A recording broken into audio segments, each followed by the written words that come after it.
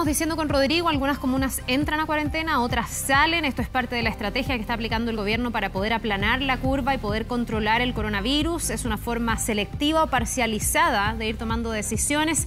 Vamos a profundizar sobre esto y vamos a conversar también con otros temas relacionados con la ministra vocera de Gobierno, Carla Rubilar, con quien tomamos contacto de inmediato. Ministra, muchísimas gracias por esta entrevista. Muy buenos días. Muy buenos días, Carla. Gusto saludarle. A ver, para muchas personas cuesta entender que en aquellos lugares donde se venía haciendo la cuarentena, hoy día se diga, se levanta la medida, por más que se ha dicho que esto no es un llamado a un chip libre o a la libertad total, pero algunos lo leen como cierto relajo en las medidas. ¿Qué se le dice a esas personas que ven que la mano se está ablandando? Sí, muy buenos días, Carla. La verdad es que agradecerle la pregunta.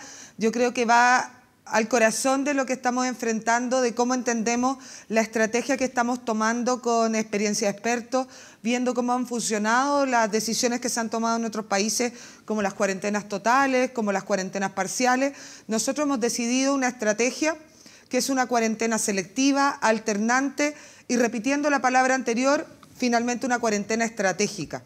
¿Qué estamos haciendo? Estamos mirando cada uno de los lugares y viendo varios factores.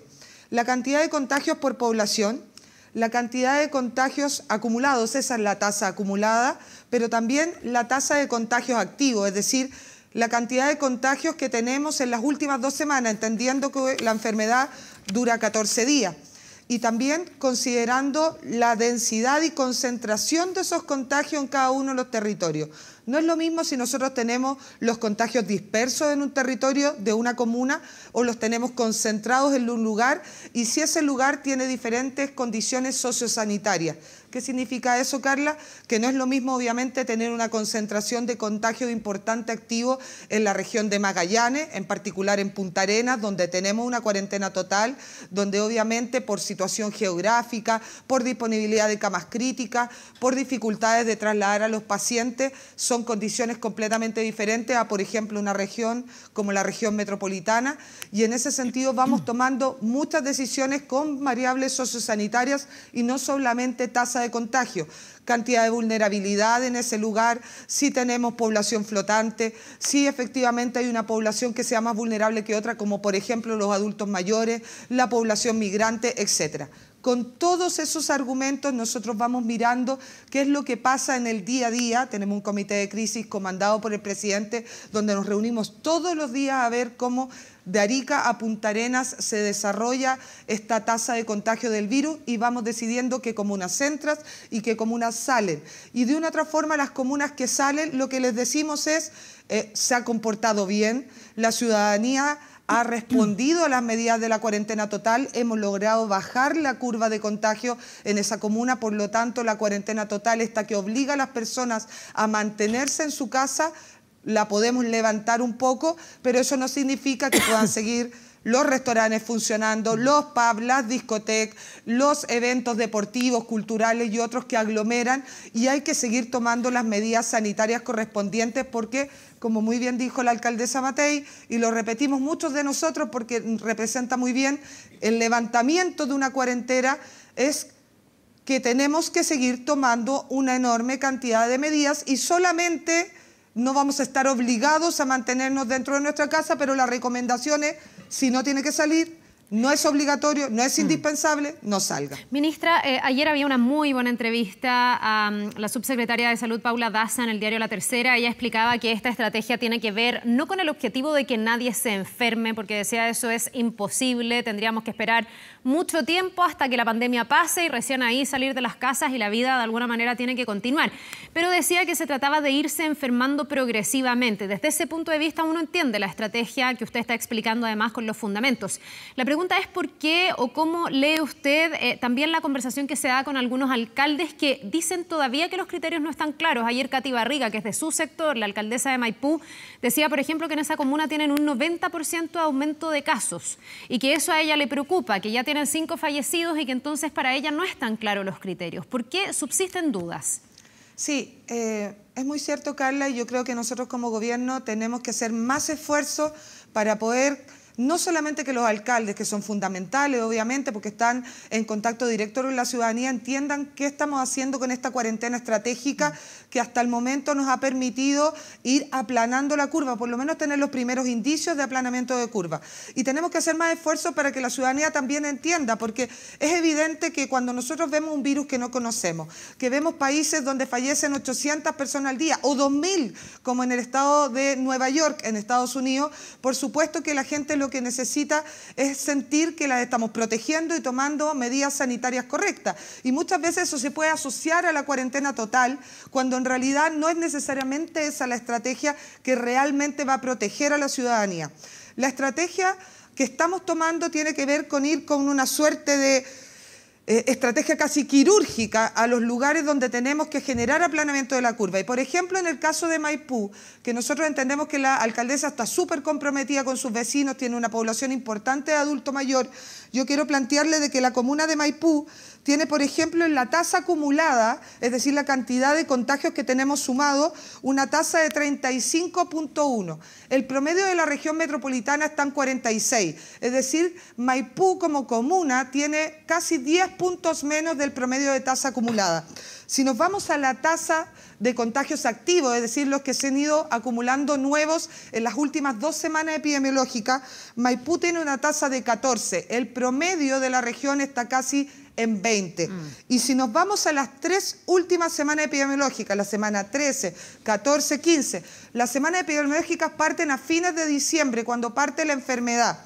Nosotros miramos los casos activos de Maipú, en la semana 13 tiene 62 casos, en la semana 14, 64 casos, Carla, y en la última semana epidemiológica que terminó el día lunes, tiene 20. Es decir, es una comuna que va con una clara tendencia a la baja, no nos podemos relajar, pero es una comuna que va hacia la baja. Por lo tanto, no sería entendible que nosotros tomáramos en este momento la decisión de una cuarentena total de Maipú, porque probablemente por las mismas medidas que ha tomado la alcaldesa con sus vecinos, el control ha ido funcionando relativamente bien, sin necesidad de relajarse, en Maipú, y la cuarentena total la tenemos que guardar cuando sea extremadamente necesaria para poder generar un aplanamiento de la curva. ¿Cómo conversa esta estrategia selectiva que está aplicando casi quirúrgica de usted el gobierno cuando todavía no tenemos el pic, cuando se está monitoreando, cuando lo que se busca es que no nos enfermemos todos juntos, con la idea que se ha esbozado desde el Ministerio de Educación y el propio presidente Piñera ayer, diciendo que está más cerca el momento en que los alumnos vuelvan a la sala de clases a estar con sus compañeros? ¿Es compatible? Hoy día ¿tiene sentido hablar de un plan de retorno presencial a clases cuando muchos papás sienten que esto recién está empezando? Sí, es una muy buena pregunta también, porque los papás nos están mirando y la verdad es que están preocupados. Probablemente todos los que tenemos hijos sabemos que una de nuestras principales preocupaciones son nuestros hijos, nuestros padres y nuestros abuelos. En ese sentido, claro, nosotros hemos estimado cerca de la 8ª semana, estamos entrando a la 7ª semana desde el primer contagio, que fue el 3 de marzo, que podría generarse el pic. Esto mirando a otros países, pero lo cierto es que nosotros también estamos en promedio de 350, 400 casos diarios y no estamos generando una curva que pareciera generar un pic como lo que se generó exponencialmente en otros países. Eso tiene mucho que ver con haber cerrado fronteras muy temprano, tiene mucho que ver con haber suspendido clases también de forma muy temprana, contrario a otros países, con haber decretado el estado de emergencia, con haber partido con cuarentenas totales en los lugares donde teníamos los focos iniciales, que eran focos importados de personas que venían de países que tenían la enfermedad. Y en ese sentido estamos teniendo una suerte de crecimiento más lineal que exponencial. Igual, si nosotros nos comparamos con otros países, es probable que a fines de abril tengamos lo que se conoce como pic, que es cuando vamos cruzando la cantidad de contagios versus la cantidad de personas que se van recuperando. En algún momento esas dos curvas cruzan. Es probable que eso se dé a fines de abril y por eso el gobierno ha planteado que tenemos que analizar sanitariamente las decisiones. Extendimos la suspensión de clases con el adelanto de vacaciones recomendado por la OCDE. Países como Nueva Zelanda, Australia, dicho sea de paso, adelantaron sus vacaciones igual que acá en Chile.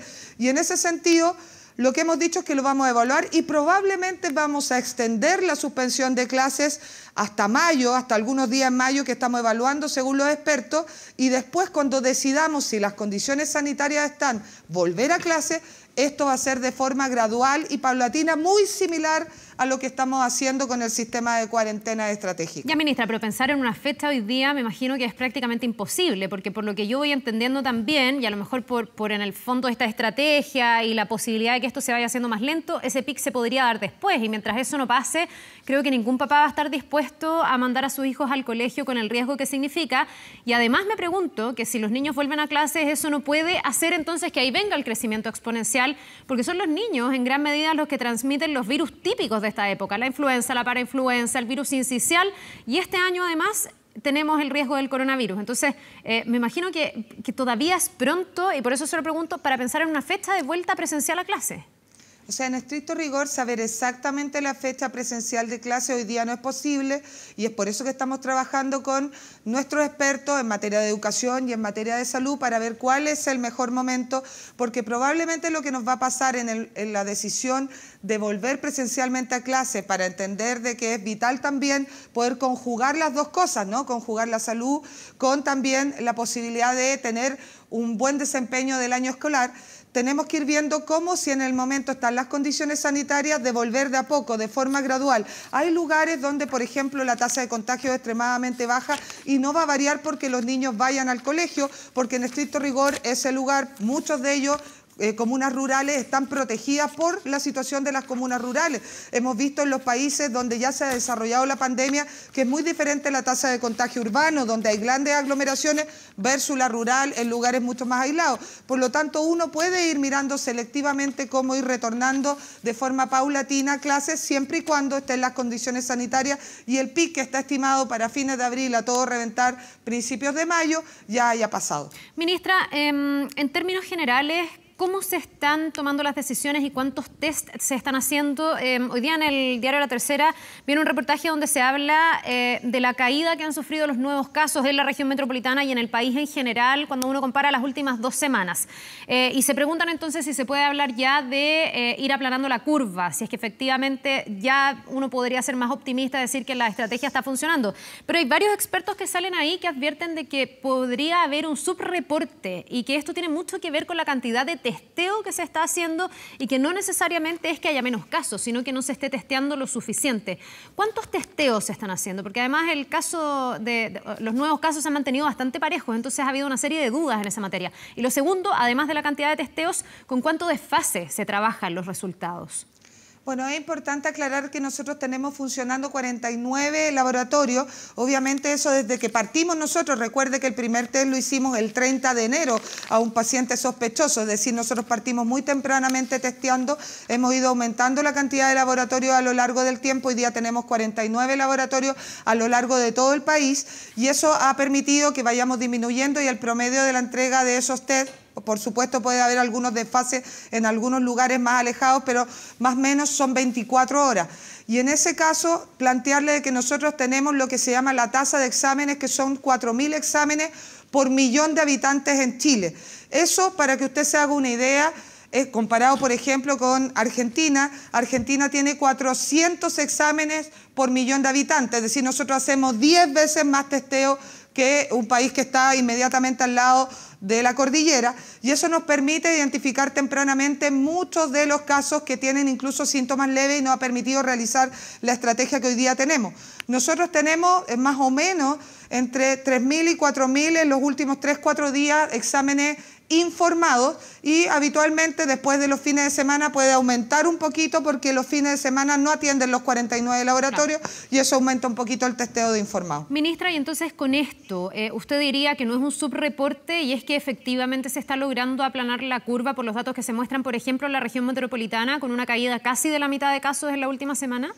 Nosotros creemos que plantear de que ya estamos aplanando la curva no es correcto porque finalmente da una falsa sensación de seguridad. Nosotros creemos que tenemos los primeros indicios de ir generando un aplanamiento de la curva. Todavía no hemos llegado al momento de la octava, entre la octava y la 12 semana, que es donde se ha planteado que se genera el pic, más cercano a la octava que a la 12, pero estamos teniendo los primeros indicios de que al parecer la estrategia que hemos tomado como decisión de gobierno, mucho de esto parecido a Corea del Sur en materia de testeo, finalmente estas cuarentenas más selectivas, parecía a otros países que lo han realizado, está dando los primeros frutos Y eso significa que necesitamos que la ciudadanía empiece a tener confianza, mayor confianza en que lo que estamos haciendo es para cuidar la salud de la población y hacerlo de la mejor manera posible. Tenemos que ir aumentando efectivamente los testeos y es por eso que el Ministerio de Salud el día viernes va a dar a conocer el protocolo de lo que es el 1.000.000 de test rápidos, donde están las inmunoglobulinas, estas que se generan cuando uno está enfermo, la inmunoglobulina activa de defensa, la IgM, y la inmunoglobulina G, que es la de memoria, que es la que finalmente habla de que uno tuvo la enfermedad y desarrolló una cierta inmunidad que todavía no tenemos claro cuánto dura, porque es un virus que estamos conociendo. Pero con ese 1.000.000 de testeos que vamos a informar el día viernes, cómo vamos a protocolizar, vamos a llegar a muchísima más gente en otros sectores, como por ejemplo cárceles, hogares de adultos mayores, etcétera, donde vamos a poder hacer un análisis mejor de lo que está pasando con esta inmunidad colectiva. Bien, pues ministra Rubilar, le queremos agradecer mucho. Es importante la información más que nunca y seguimos también en el llamado permanente al autocuidado de las personas y muy atentos a aquellas comunas donde se van decretando medidas y aquellas comunas donde se van levantando estas mismas medidas. Que tenga un buen día. Gracias. Muy buen día, Carla. Gusto saludarle. Nos vemos.